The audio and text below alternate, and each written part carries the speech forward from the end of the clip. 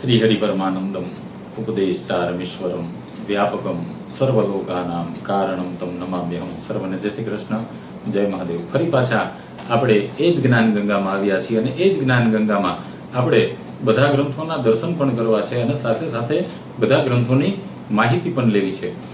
તો આજે આપણે સૌ પ્રથમ જે ગ્રંથ લઈ રહ્યા છીએ એ છે આત્મ જ્યોતિષ વિચાર. આ ગ્રંથ જ્યોતિષાચાર્ય કે.ને. કાટવે દ્વારા રચાયેલો આ ગ્રંથ છે અને નાગપુર પ્રકાશન ધંતોલી નાગપુરથી પ્રકાશિત થયેલો આ ગ્રંથ છે. આ ગ્રંથ 1942માં પ્રકાશિત થયેલો, જેને આજે 83 વર્ષ પૂર્ણ થયા છે. આ ગ્રંથમાં આપણને યોગ શાસ્ત્રમાંથી જ્યોતિષ શાસ્ત્રની ઉત્પત્તિ કેવી રીતના થઈ એ બતાવે છે. એમાં વેદાંત એટલે શું, વેદાંતનો માનવ જીવન સાથે શું સંબંધ છે, પૂર્વજન્મ અને પુનર્જન્મ વિશે વૈદિક દ્રષ્ટિ, ત્યારબાદ ગ્રહ યોનિઓની ભિન્નતાઓ, કારક તત્વ, ગ્રહોનું અર્થઘટન, 12 રાશિઓના સ્વભાવ અને એના ગુણધર્મો શું છે એનું કોષ્ટક આપણને આમાં દેખાડે છે. દ્વાદશ ભાવોમાં શું શું જોવું જોઈએ, ગ્રહયોગ અને તેનું ફળ, પૂર્વજન્મના કર્મોનું સંશોધન કેવી રીતના કરવું એનું સંપૂર્ણ સ્પષ્ટીકરણ આપણને આ ગ્રંથમાં પ્રાપ્ત થાય છે.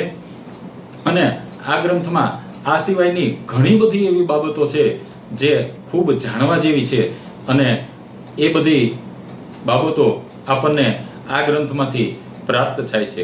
આ એક આધ્યાત્મિક માર્ગદર્શિકા છે જે વેદાંતના ઊંડાણ, યોગશાસ્ત્રના અનુભવ અને જ્યોતિષ શાસ્ત્રનો ત્રિવેણી સંગમ એટલે કે આધ્યાત્મ જ્યોતિષ વિચાર. ત્યારબાદ આપણે જે બીજા ગ્રંથના દર્શન કરી રહ્યા છીએ એ છે જ્યોતિષ રત્નાકર.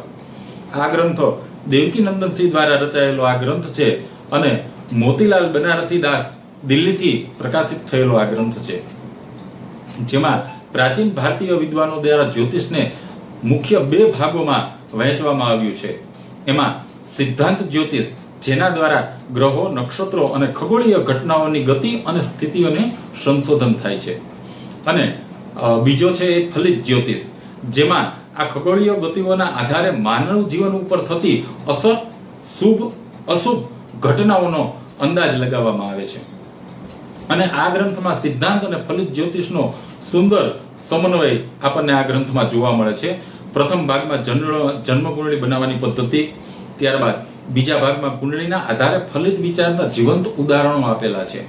આ બંને ભાગોમાં એકબીજાને પૂરક છે, જે અભ્યાસકર્તાઓ અને રસ ધરાવનારાઓ માટે અત્યંત ઉપયોગી છે. જે કોઈ જ્યોતિષનો અભ્યાસ કરતા હોય અથવા જ્યોતિષમાં જે કોઈ રસ ધરાવતા હોય એના માટે આ ગ્રંથ અત્યંત ઉપયોગી છે. જ્યોતિષ એ આપણને જીવનની દિશા આપતી એક આંખ છે. આવો જાણીએ અને જીવનને સુંદર બનાવીએ કે જ્યોતિષ દ્વારા આપણે શું શું જાણી શકાય છે અને કેવી રીતના આપણે આનો લાભ લઈ શકાય છે. ત્યારબાદ આપણે જે બીજા ગ્રંથના દર્શન કરી રહ્યા છીએ એ છે જ્યોતિષ કલ્પદ્રુમ.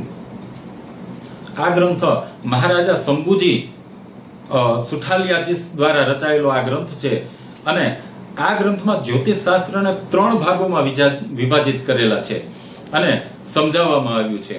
સંહિતા, જેમાં કુદરતની ઘટનાઓ, અતિવૃષ્ટિ, ભૂકંપ, રાષ્ટ્રીય ઉપદ્રવો વગેરેના વર્ણન આપવામાં આવ્યા છે. ત્યારબાદ બીજો ભાગ છે એ છે ગણિત, જેમાં ગ્રહોની ગતિચક્ર, સૂર્યચંદ્રની ગણના અને રાશિઓનો ઉલ્લેખ કરવામાં આવ્યો છે. અને ત્રીજી છે એ છે હોરા, વ્યક્તિના જન્મ સમયના આધારે સમગ્ર જીવન ચક્રને સમજવાની પદ્ધતિ એ આમાં ખૂબ સ્પષ્ટ રીતે આપવામાં આવી છે. આ ગ્રંથમાં કુલ 27 અધ્યાયો છે, જેમાં વિવિધ પ્રકારના પ્રશ્નોના જવાબ જાણવાની પદ્ધતિ શીખવામાં આવે છે. જેમ કે રોગ કેવી રીતના થશે, ચોરીઓ ક્યાં થાય છે અને કોણે કરી છે એ પણ તમે આ ગ્રંથમાં જાણી શકો છો. લગ્ન ક્યારે થશે, કઈ દિશામાં થશે, કોની સાથે થશે, એનો પેલો નામનો અક્ષર કયો હશે એ પણ આપણને આ ગ્રંથમાં જાણવા મળે છે. ત્યારબાદ તમારે યાત્રા કરવાની છે તો તમે કઈ દિશામાં યાત્રા કરશો, ક્યારે યાત્રા કરી શકશો એ પણ આ ગ્રંથમાં આપણને ખૂબ સ્પષ્ટ રીતના સમજાવવામાં આવે છે. કે સંપત્તિ ક્યારે આવશે, ત્યારે તમારા જે સંપત્તિના યોગો છે એ ક્યારે ખુલે છે એનું સંપૂર્ણ વર્ણન આપણને આ ગ્રંથમાં પ્રાપ્ત થાય છે. ત્યારબાદ સ્વપ્ન શું છે અને એના અર્થ શું થાય છે એ પણ આપણને આ ગ્રંથમાંથી પ્રાપ્ત થાય છે. આવા અનેક અઢળક પ્રશ્નોના જવાબ આપણને આ ગ્રંથમાંથી પ્રાપ્ત થાય છે. આ રીતે જ્યોતિષ કલ્પદ્રુમ એ એક એવો ગ્રંથ છે જેમાં સંહિતા, ગણિત અને હોરા ત્રણેય દિશાઓને પૂર્ણ રીતે સમજાવવામાં આવી છે. આ ગ્રંથના આધાર પર આપણું જીવન અને સમાજ બંનેનું કલ્યાણ થઈ શકે છે. કારણ કે આ ગ્રંથના આધારે તમારે જે કાંઈ તમારું ભવિષ્ય જાણવું હોય એ પણ જાણી શકો છો અને તમારા જીવનમાં કોઈ પણ જાતની મૂંઝવણ હોય તો એ પણ તમે આ ગ્રંથ દ્વારા જાણી શકો છો.